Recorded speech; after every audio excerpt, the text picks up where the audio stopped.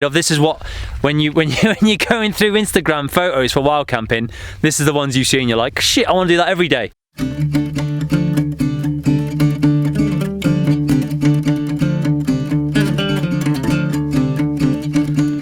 Evening, people. The nomadic veteran here, aka Russ McDonough. This week's video, we are going to take you with us the whole week, and we're going to show you what our wild camping experience is like.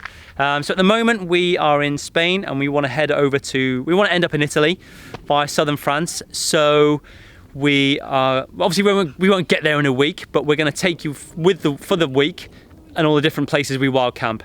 For those of you who don't know what wild camping is, it's basically free camping. So we find a spot and we stay there for the night or even longer if we really like it. It's really, we love it, to be honest. It's the only thing we do. Some people do ask us, why don't we just stay at campsites? One reason is because they're really, really expensive and we would blow through our money really quickly. And the second reason is we find them really boring. It's not what our traveling adventure is all about. No offense if you do stay at campsites, that's cool. You're probably not boring, but it's just not for us. Anyway, we'll start with day one. So it's Sunday evening. This is the wild camping spot we've got for tonight, to give you an idea. So this is what we class as a really good spot because it's a beautiful location. We're next to a lake. There's no one else around. There's a gorgeous wife up there with two gorgeous little dogs who are not being well behaved lately. As you can see, there's no one else around, so we've got the whole place to ourselves. We can have campfires. We haven't got anyone being loud or anything like that. This is what we would class as a really great wild camping spot. There is always the risk that we might get moved on by police, but we think we'll be all right at this one because in the local area we've seen loads of vans parked up around here. But anyway, we'll leave it there. So this is Sunday, and so day one of wild camping. We will catch up with you tomorrow and we'll show you what day two of wild camping's like, and we'll also talk throughout the week about what we look for when we're choosing the place. Happy? Good. We'll see you tomorrow. Right then, this is nights 2 and 3. We actually got here yesterday, and we were going to move from here today, but then we've been just catching up on a bit of admin. I went for a run, some really nice walks here, and I'll show you here in a second. But we're going to go tomorrow because we may have found some free hot springs in the local area, so we're going to check them out tomorrow morning. But I'll show you where we are. So this is wild camping spot for the second and third night, because the third night being tonight. Anyway, this is what it looks like.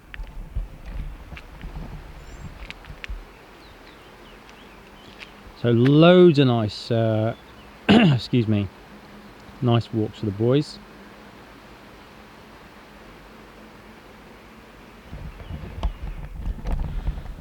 So it looks good.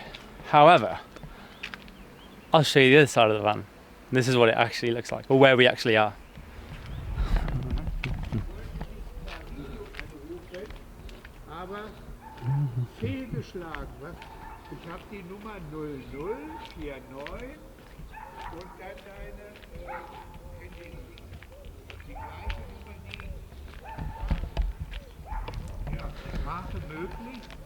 So yeah, this is the not so pretty side of that.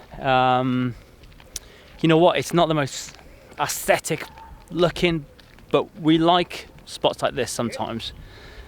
Not all the time, but there's a few reasons why. One, because you know what, it's safety in numbers, as you can like see all behind me. Oh, the sun's there. There's other camper vans. It's that whole safety in numbers. You know you're allowed to stay here, so you'll never get moved on. And then in the corner, which I'll go show you now, is we can get fresh water to top up on, and we can ditch our grey water and our black water. So it's really good for that. But anyway, I'll go show you what the facilities are like. Let's go. So one thing I will say actually about this location and its facilities is actually this is not one of the better places for it. If you ever stay on like a little caravan motorhome style like this, it's still got the facilities, but it's not very well put together. But I'll show you what I mean. So for us, we top up on our fresh water. This is how you get fresh water here.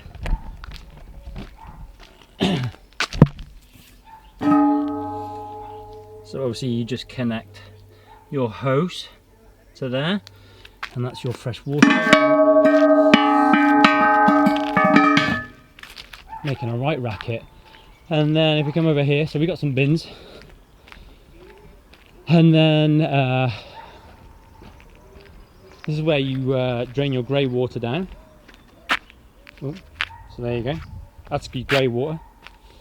And then this delight here, this is where you ditch your black water. So oh, someone's left a little something.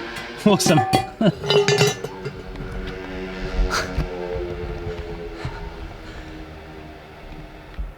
Yeah, so it's not the best facilities.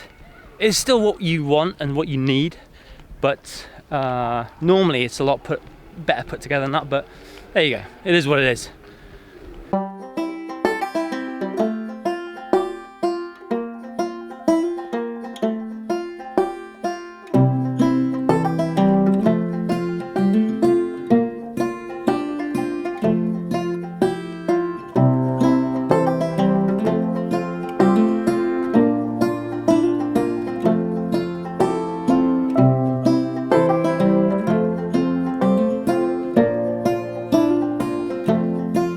Evening, people. It is day 4, and today we're in a place called Granada, I think is how you pronounce it properly. It's just outside the Sierra Nevada, and we are having a few issues finding a wild camping spot. Basically, when we were coming here, we knew that it was very sort of like car park heavy place, and there's not many places, but we're like, oh, we'll chance our arm. And we thought we found one on Park for Night, the app we used. It said it was brilliant, and we were like, oh, this, you know, we might get lucky. It does say, or it did say that obviously there is always a chance you can get moved on, but we were like, oh, we take those chances all the time.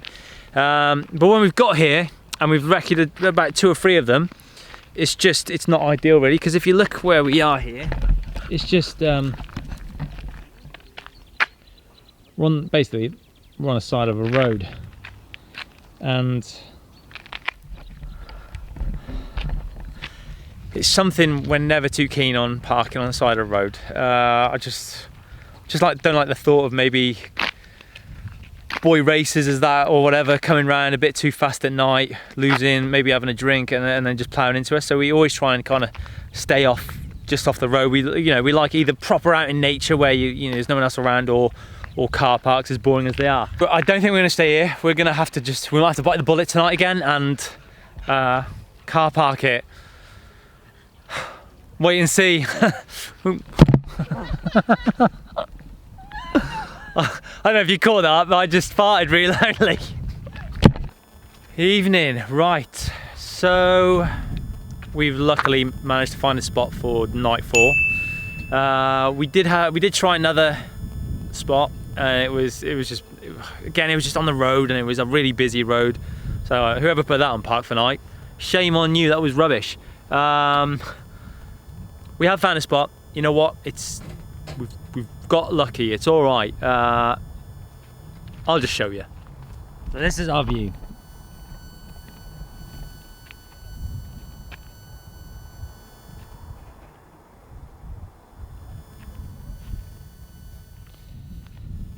So you'll be able to see there is kind of a through road, but it's not a proper road. So expecting these cars to go, because there seems to be a lot of like runners, mountain bikers and all that, so imagine it'll probably get quite quiet at night, and then early morning people will start rocking up, walking their dogs and that. But you know what, for tonight we've stayed in worse. It's all right, we'll take it. Now the only thing is we hope we don't obviously get moved on, but touch wood, we'll be all right. Anyway, I'll let you know how we get on tomorrow. Evening, people. Right, so we have found a spot to wild camp for the night. We got to Capilera. You've seen that, I think. And then we cracked on up, and we kept going through all sort of like proper dirt roads, some quite hairy looking. Yeah, I didn't know if Clover, the van, was going to be, but she was all right. We powered through. and then turned back and decided to give it another go to see if we could crash. And we found a spot. This here, for when you're in this sort of terrain, I think is just, it's a thumbs up from me. I'll show you where we are. So, van, including Ginger Dog, and then this is what we're looking at. So a nice bit of cloud cover. Oh yes, bit of sunset action.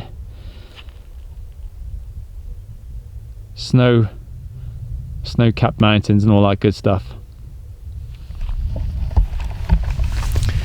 So in terms of wild camping, this is just awesome. Do you know what I mean? This is what dreams are made of. This is what, when you're going through Instagram photos for wild camping, this is the ones you see and you're like, shit, I want to do that every day. It doesn't happen every day, but when it does, you enjoy it and it's awesome. So we're gonna stick around here tonight and we'll see what happens tomorrow. All right?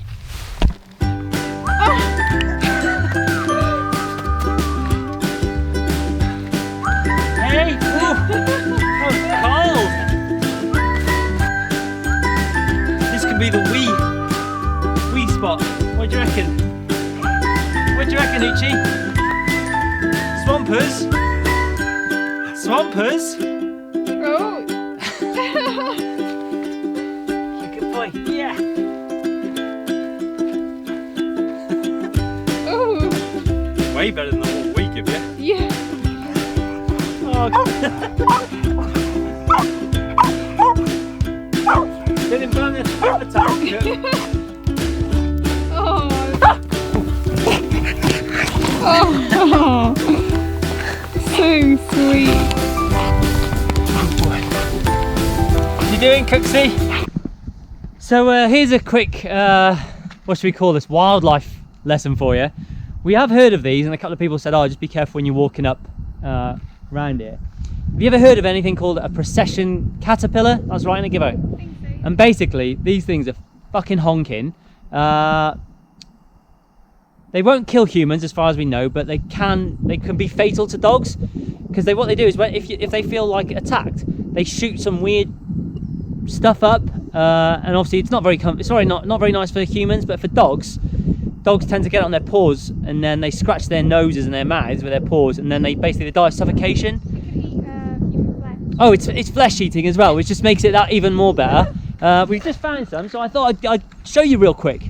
So they do fire shit up if they feel attacked. So obviously they're only, but as you can see there, right, there's a couple which are disconnected, and then you see the rest of them.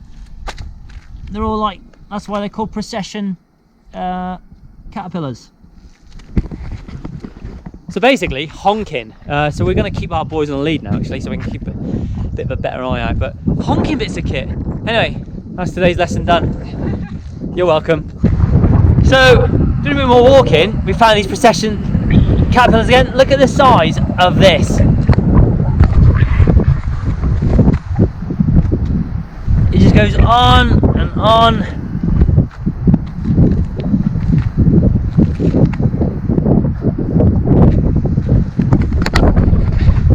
It's like a troop movement. It's just unbelievable.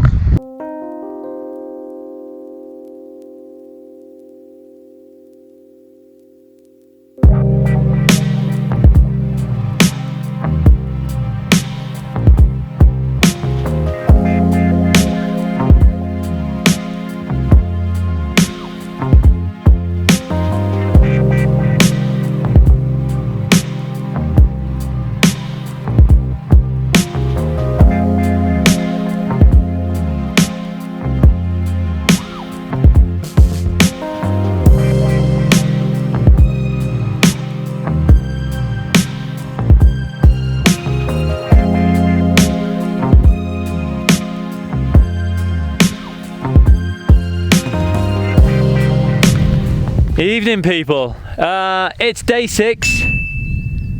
We are staying in exactly the same place as day 5. One, because it's awesome.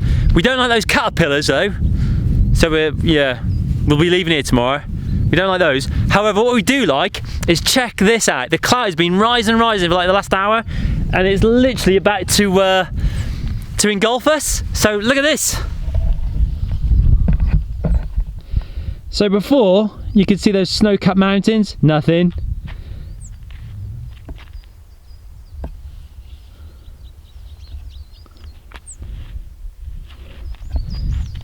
Gibbo don't care. Boys are inside. We're a bit scared of the boys treading on those caterpillars, to be honest. We were like, yeah, you can go in. Anyway, just look at this. How awesome is this? Morning, people, or just about, I think. Day 7 done of our week of wild camping. This is where we stayed. We got here last night, obviously, and this is where we stayed, so I'll give you a quick tour. Good old Vanio. We stayed next to a moho, or a motorhome as such. Nice dam, nice lake. It's a really picturesque place to stay. Yeah, it was a nice one to end on. Not the best one, but a nice one. I just wanted to say that this has been obviously a typical week of wild camping. We have had better weeks, we have had worse weeks, but this has been it's been a pretty good reflection on what wild camping is like for the week over in Spain, at least. We didn't plan this. Obviously, we did. We said we wanted to go to Sierra Nevada, but we definitely didn't plan any parking spots. This has all been as you've seen it. This is how we've been on the Park for Night app, and we've looked and we went, oh, cool, that's where we want to go. So it's been a true reflection of what we do when it comes to wild camping. A couple of tips for you, or our piece of advice to anyone who doesn't wild camp and maybe wants to. Download the Park for Night app. It's genius. When we go on there, we always look at the photos. It hasn't got photos, we don't generally tend to go there. We look at the reviews. If the reviews are good, obviously we go there, and we check it out. A couple of other tips I would say would be when you first get to the location as well, atmospherics. What does it feel like? Trust your gut. If you don't feel safe, or you don't feel like it's the place for you to stay for the night, don't move on, because otherwise you will have a gash night's sleep, or you just won't feel safe. So atmospherics. Second of all, cleanliness.